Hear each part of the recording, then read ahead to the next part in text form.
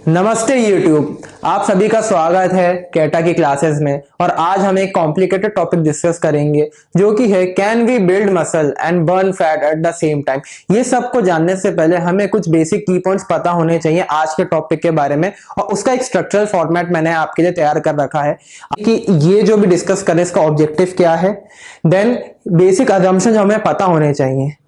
ये जो अपन प्रोसेस है किन लोगों के लिए फॉलो होती है, इन कटिंग और बल्किंग में क्या बेसिक डिफरेंस होता है, जो भी मैं अपना डिस्कशन करूंगा उसके बारे में जो एविडेंसेस रहेंगे वो रिपोर्ट द्वारा आपके सामने पेश करूंगा।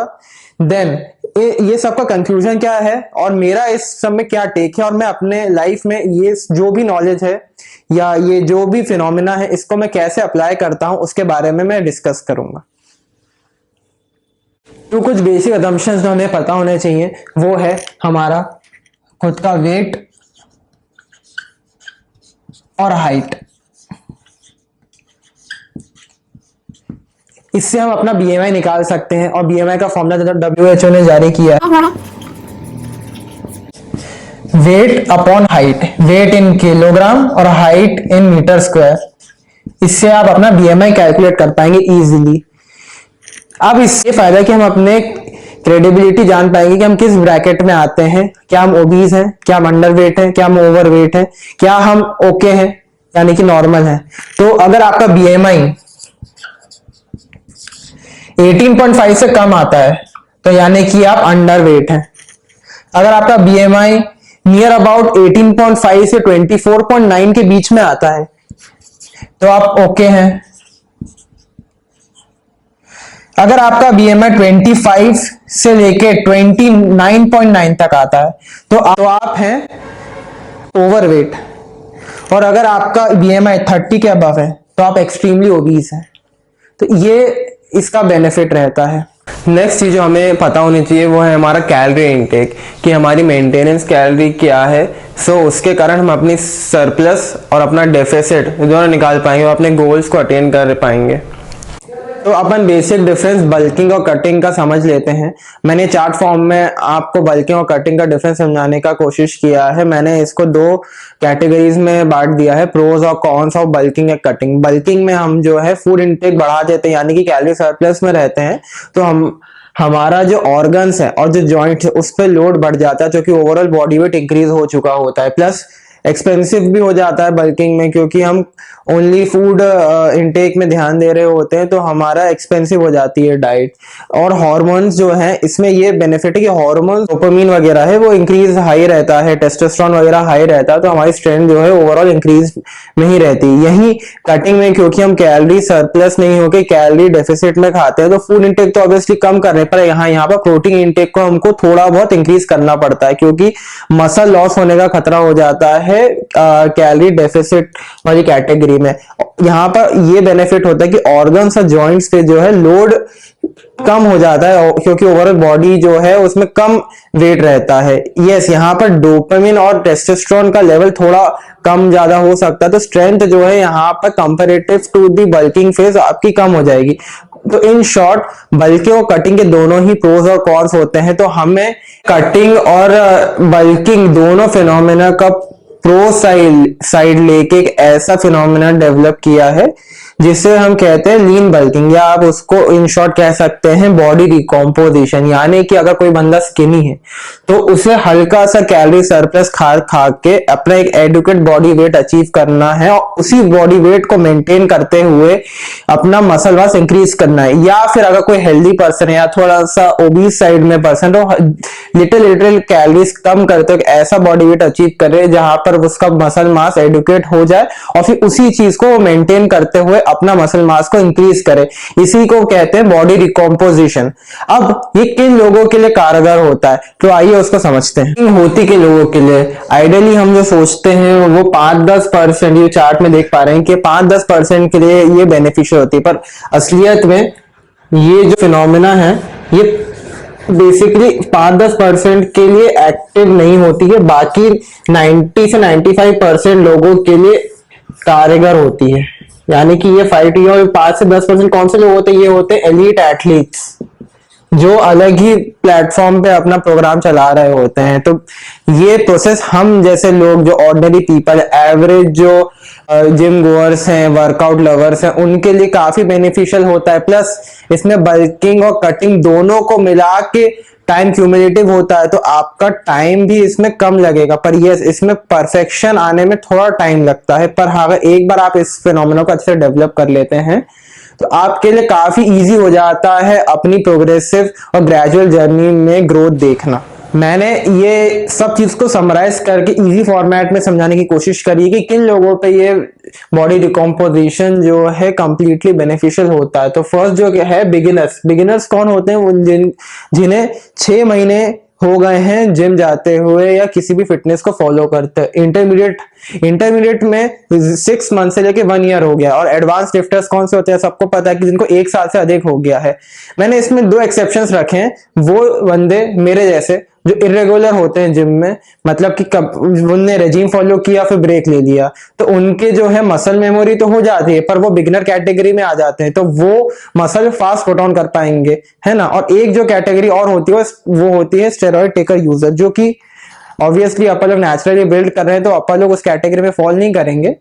पर ये कैटेगरी वाले भी काफी जल्दी मसल मास पुट ऑन कर पाते हैं, तो ये इनके लिए भी बेनिफिशियल रहता है बॉडी रिकॉम्पोजिशन टेक्निक। अब आते हैं कि बॉडी रिकॉम्पोजिशन के कौन कौन से पिलर्स होते हैं जिसको हम फॉलो करके ये एक स्टेप बाय स्टेप प्रोसेस को अच्छे से इंकॉर्पोरेट कर पाएंगे अपने रेजिम में। 3 पिलर्स ऑफ बॉडी रिकॉम्पोजिशन होते हैं। पहला है आपका ट्रेनिंग स्टाइल, सेकेंड है न्यूट्रिशन जो आप लेते हैं, थर्ड है स्लीप। ट्रेनिंग में जो मैं प्रोग्राम फॉलो करता हूं, जो आइडियल होता है वो होता है प्रोग्रेसिव ओवरलोडिंग, यानी कि हर वीक ऐसा वेट अपन को पुट ऑन करना है जो प्रीवियस सेशन के वेट से थोड़ा सा ज्यादा हो, और हमें वही रेप्स मैच करने की कोशिश करनी होती है जो प्रीवियस सेट में हमने परफॉर्म किया है, ताकि हम अपनी प्रोग्रेस को ग्रेजुअली इंक्रीज करके मसल मास पुट ऑन कर पाए, एक लीन बॉडी फिजिक अचीव कर पाए। सेकेंड जो एस्पेक्ट है वो है न्यूट्रिशन में भी मैंने 2 बाइफर्केशन किया हुआ है, माइक्रोन्यूट्रिएंट्स और मैक्रोन्यूट्रिएंट्स। माइक्रोन्यूट्रिएंट्स यानी कि आपके विटामिन एंड मिनरल्स हो गए। मैक्रोन्यूट्रिएंट जिसको हम डेली लाइफ में इनकॉर्पोरेट करते हैं, यानी कि कार्ब्स हो गए, आपके प्रोटीन्स हो गए, फैट्स हो गए, फाइबर्स हो गए। आईसीएमआर भी यही बोलती है कि आपका जो प्रोटीन इंटेक होना चाहिए वो 0.8 ग्राम होना चाहिए आपके बॉडी वेट के अकॉर्डिंग, पर बॉडी वेट के अकॉर्डिंग, जो कि एवरेज ह्यूमन बींग्स को मेंटेन करने में हेल्प करता है डेली वर्क के लिए। और जो वर्कआउट कर रहे हैं या इंटेंस लेबर कर रहे हैं, उनको 1.2 से 1.5 ग्राम ऑफ प्रोटीन की जरूरत होती है। सेम इसी प्रकार हार्वर्ड यूनिवर्सिटी की भी स्टडीज है कि ज्यादा प्रोटीन खाने से भी कोई बेनिफिट नहीं होता। आप अपने बॉडी वेट जितना है उसके 1.2 से 1.5 प्रोटीन इंटेक करके भी आप अच्छा खासा मसल मास पुट ऑन कर पाएंगे। तो आपको कंप्लीटली बस प्रोटीन पे रिलाय होने की जरूरत नहीं है। यही अपनी जो नेशनल इंस्टीट्यूट ऑफ न्यूट्रिशन है इंडिया की, वो भी बोलती है कि आपको बैलेंस में लेना चाहिए। कोई भी ऐसा यानी कि कार्बोहाइड्रेट्स हो गया, प्रोटीन हो गया, फैट्स हो गया, फाइबर हो गया, इसमें से किसी को भी एक्सेस में नहीं लेना चाहिए। आपको एक बैलेंस्ड और कंप्लीट मील लेनी चाहिए। तो ये है रिपोर्ट्स के अकॉर्डिंग। यस, और आप ये कैसे पता कर पाएंगे प्रोटीन ज्यादा हो रहा है कि कम हो रहा है? तो इसके भी आपकी बॉडी आपको दिखाती है, आपको सिम्टम्स प्रोवाइड कराती है कि आपको लगे, आपको समझ में आए कि कुछ गड़बड़ हो रही है बॉडी के साथ। जैसे कि हेयर फॉल होना, ये प्रोटीन डेफिसिट का निशानी है। हेयर फॉल हो गया, स्लो हीलिंग होना, वर्क में आपको वीकनेस आ रही हो, आपको स्वेलिंग हो जाए बॉडी में, ये सब प्रोटीन कम होने को दिखाता है। और प्रोटीन ज्यादा जो होता है वो एक्सेस प्रोटीन होने का मतलब एक्सट्रीम फेज में यूरिक एसिड भी बढ़ सकता है, जो कि मेरे साथ हुआ था। मैंने वर्कआउट तो छोड़ दिया पर प्रोटीन नहीं छोड़ा, तो इसके कारण मेरे बॉडी में यूरिक एसिड का कंटेंट बढ़ते गया और फिर मेरा काफी ज्यादा यूरिक एसिड बढ़ गया था, मेरे को जॉइंट्स में पेन आने लगा। तो ये सब मेरे साथ हो चुका है, इसलिए मैं अपना एक्सपीरियंस आपके सामने शेयर कर रहा हूं। थर्ड जो पिलर है बॉडी रिकॉम्पोजिशन का वो है स्लीप। आपका स्लीप कितना होना चाहिए? आपका स्लीप लगभग 7 to 8 आवर्स डेली होना चाहिए, ताकि आपकी मसल रिकवरी में आपको हेल्प हो। बॉडी डिकम्पोजिशन एप्लीकेशन मेरी लाइफ में मैंने जो इंकॉर्पोरेट किया है, इतनी स्टडीज और इतना नॉलेज गैदर करके, वो मैंने ट्रेनिंग में अपने रेजिम में प्रोग्रेसिव ओवरलोड को ही फॉलो किया है। मल्टीपल प्रोग्राम्स होते हैं, मैंने प्रोग्रेसिव ओवरलोडिंग को फॉलो किया है। ध्यान रखता हूँ न्यूट्रिशन का रखता हूँ। न्यूट्रिशन को कैसे इंकॉर्पोरेट करता हूँ? First of all calorie deficit में रहता हूँ। कैलोरी डेफिसिट यानी कि अगर मेरी मेंटेनेंस कैलोरी 2400 है तो मुझे ग्रेजुअली 2300 आना है, देन 2200 आना है। पर एक ऐसा मेंटेन करूंगा मैं कैलोरी इनटेक कि उसमें ना तो मुझे ज़्यादा हंगर स्ट्राइक हो और मेरे को अच्छे रिजल्ट्स भी मिले। तो मैंने एक ऐसा कैलोरी अपने लिए फाउंड कर लिया है कि मेरे को वहाँ पर ऑप्टिमल फुलनेस भी होती है, प्लस मेरे को न्यूट्रिशन भी एडुकेट मिल जाता है। और न्यूट्रिशन में मैंने प्रोटीन को प्रॉपर फोकस ना करके ओवरऑल बैलेंस मील पे फोकस किया है। यानी कि मैंने NIN जो है, नेशनल इंस्टीट्यूट ऑफ न्यूट्रिशन जो है, उसमें भी ये लिखा गया है फाइबर इंटेक आपका इन ऑल 300 ग्राम्स होना चाहिए एक दिन का। यानी कि 100 ग्राम उसमें आपको फ्रूट्स लेने चाहिए, 100 ग्राम लीफी वेजिटेबल्स लेने चाहिए और 100 ग्राम आपके अदर वेजीज लेने चाहिए। तो ये मैंने फाइबर को काफी इंपॉर्टेंस दिया है अपने डे टू डे एक्टिविटी में। नेक्स्ट जो मैंने लिया है वो स्लीप है। स्लीप बोला तो जाता है आइडियली 7 से 9 घंटे सोना चाहिए, पर मैं जो है 6 to 7 आवर्स ऑफ स्लीप ही ले पाता, क्योंकि अपन सब वर्किंग इंडिविजुअल है। अपन को ओनली फिटनेस नहीं चाहिए, अपन को ओवरऑल लाइफस्टाइल ऐसी बनानी है कि हम लोग फिट और हेल्दी रहे, आपका बॉडी मास सही रहे, आपका फैट परसेंटेज बड़ी एडिक्वेट रहे, आप एस्थेटिकली अच्छे दिखें। अपना अल्टीमेट गोल ये है, अपन को बॉडी बिल्डर नहीं बनना है, ना अपन को कोई प्रोफेशनल एथलीट होना है।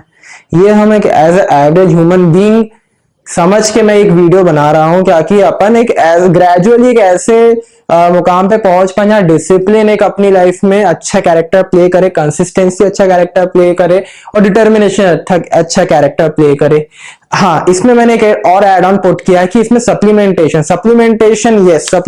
आपकी लाइफ में एक हेल्पफुल हो सकता है अगर आप अपनी डेली डाइटरी नीड को अपने खाने से फुलफिल नहीं कर पा रहे हैं। पर अगर आप फुलफिल कर पा रहे हैं तो अननेसेसरी एक्सपेंस क्यों करना है? मैं अपना जो भी इंटेक है मैं होल फूड से ही कंज्यूम करने की कोशिश करता हूं। मुझे मेरी ओपिनियन में होल फूड से अब अच्छा सप्लीमेंट और कोई भी नहीं है। यस, आप ओमेगा 3 ले सकते हैं अपने जॉइंट्स के लिए, यस आप मल्टीविटामिन्स ले सकते हैं अपने माइक्रोन्यूट्रिएंट्स को फुलफिल करने के लिए, यस आप प्रोटीन ले सकते हैं अपने प्रोटीन इंटेक को फुलफिल करने के लिए। पर अगर आपके होलसम डाइट में ये सब इंकॉर्पोरेटेड है तो क्या जरूरत है? अब इसमें एक और इशू ये है कि प्रोटीन किन सोर्सेज से ले और प्रोटीन कितना ले और प्रोटीन कब कब लेना चाहिए। तो according to the studies protein जो है मैक्सिमम एब्जॉर्प्शन या तो वर्कआउट के बाद होता है या तो नाइट में होता है, यानी कि स्लीपिंग में। तो वर्कआउट के बाद अगर आप 30 to 40 ग्राम प्रोटीन ले भी लेंगे तो कंप्लीट अब्जॉर्प्शन होने में उसके चांसेस ज्यादा है। अगर आप प्रोटीन ले रहे हैं तो ये याद रखिए साथ में आपको विटामिन डी भी लेना चाहिए, यानी कि सूरज सन, नेचर ने सब कुछ दिया हुआ है।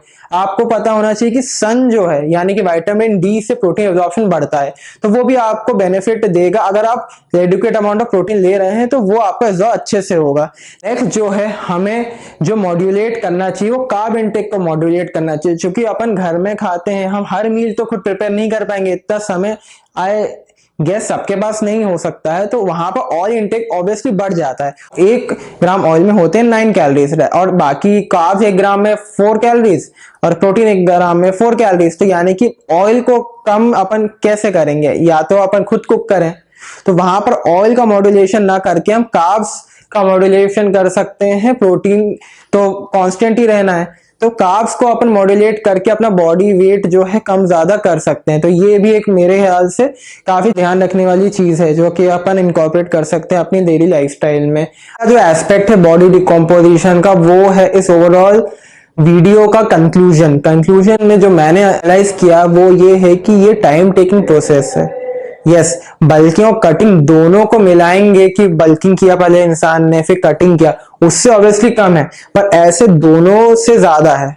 इन सेंस कि अगर आपको 6 महीने लगे पूरी प्रोसेस में, तो हो सकता है कि इस प्रोसेस को आप करेंगे तो आपको सिर्फ 5 महीने लगे, तो आपको लगेगा कि कोई प्रोग्रेस नहीं हो रही। पर आप इसमें कंसिस्टेंटली वेट इंक्रीज करिए, आपको दिखेगा कि यस आपकी बॉडी में डेफिनेशन आ रही है, आपकी बॉडी में क्वाइट अ चेंज होने लगेगा as a period of time में।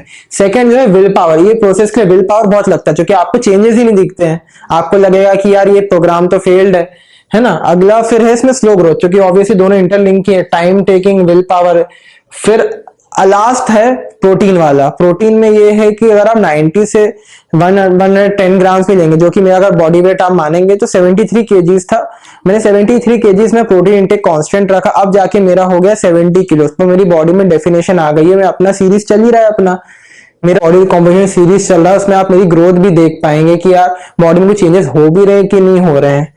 वो मैंने इसलिए पुट ऑन किया, और ये वीडियो भी इसलिए बना रहा हूं क्योंकि मैं जो प्रोसेस अप्लाई कर रहा हूं, एप्लीकेशन पार्ट जो मैं अपने बॉडी में इंकॉर्पोरेट कर रहा हूं, वो एक एविडेंस हो पाए कि बॉडी रिकॉम्पोजिशन काम करता है। तो फिर नेक्स्ट वीडियो में और इंफॉर्मेशनल टिप्स के साथ मिलते हैं। Thank you. Let's end the केटा की क्लास।